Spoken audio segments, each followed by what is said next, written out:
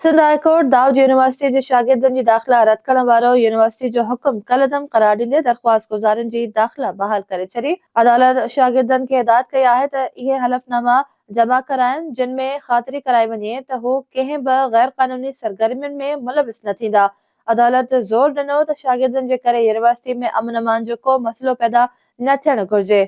इन खां अॻु अदालत शागिर्दनि खे अबूरी तौर इम्तिहाननि में शिरकत जी इजाज़त ॾेई चुकी हुई। दरख़्वास्त गुज़ार शागिर्दनि जे वकील उस्मान फारूक मौक़िफ़ इख़्तियार कयो त 17 सेप्टेम्बर ते डायरेक्टर स्टूडेंट अफेयर्स पारां ॿिनि शागिर्दनि उज़ैर ऐं ज़ुहैब जी दाख़िला रद्द करण जो नोटिफिकेशन जारी कयो हो।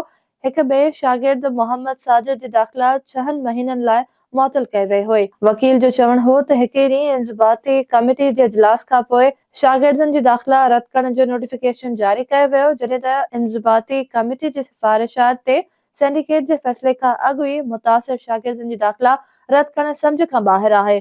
शागिर्दनि खे मौक़िफ़ पेश करण जो मौक़ो ई न ॾिनो वियो।